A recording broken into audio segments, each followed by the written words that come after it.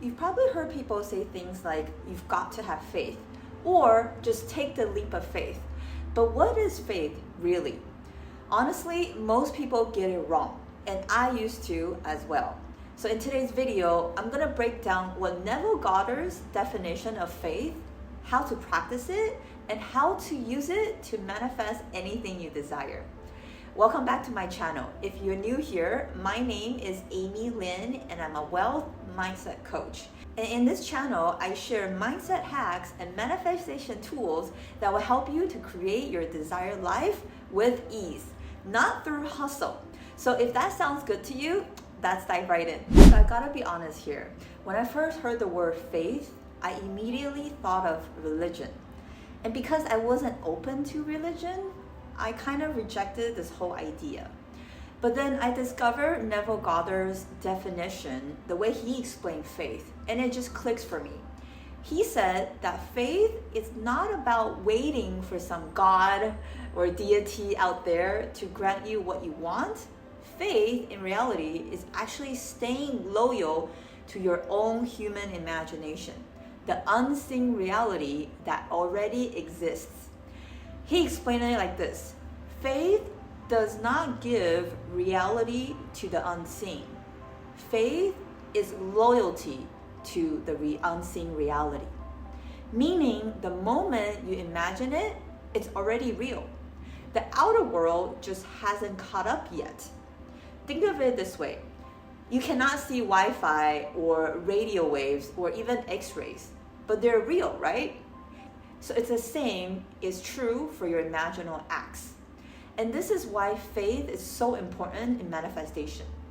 It's what keeps you loyal to what you've imagined, even though you cannot see or smell, taste, touch your manifestation yet.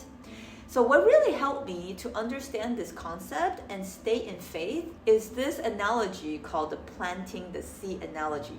Let me go ahead and break down this process into 5 phases. Phase 1 is called planting the seed. Think of your goals and desire like non-physical seed. You cannot see them in the physical world, but you can impress upon your desires onto the subconscious mind. That's like the soil of the garden. So what is it that you want to manifest? Go ahead and imagine it and impress your subconscious mind over and over again. And that's the imaginal act. Phase 2, the growth phase. So after planting your seed, your desires, and your goals into the garden of your subconscious mind, you won't see anything on the surface yet. But underneath, underground, the roots are spreading and they're preparing for the foundation. And if you get impatient and start digging up the seed to see if they're growing, what happens? You're gonna kill it. And this is the same as manifestation. When you doubt or worry about if your manifestation is coming or you're looking for proof, you disrupt the natural growth process.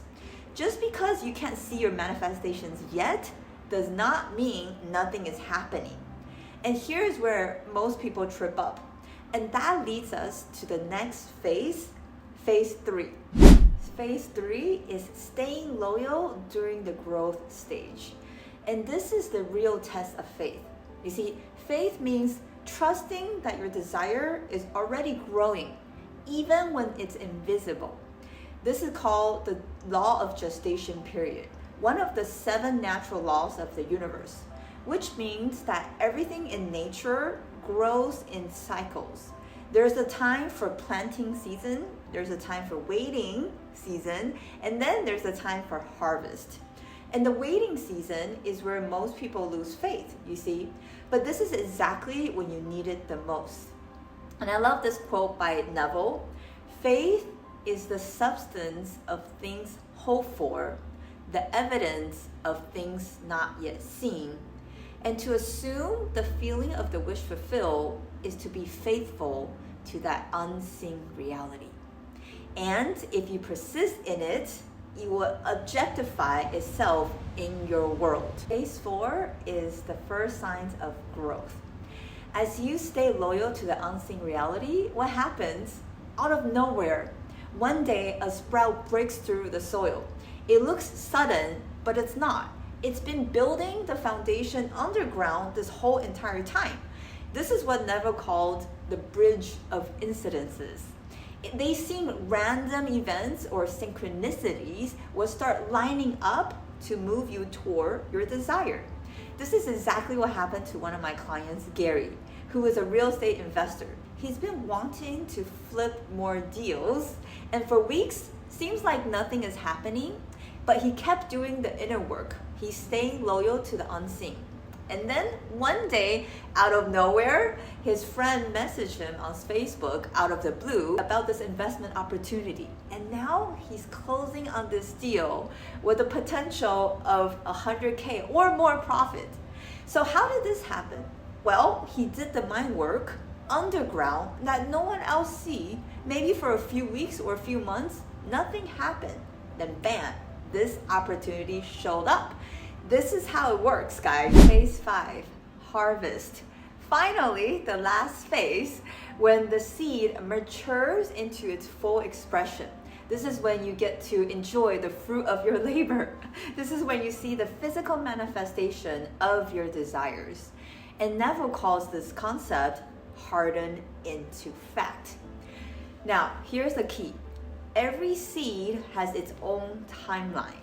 Just like the acorn may take 80 to 100 years to grow into an oak tree, whereas a carrot takes only 2 to 3 months.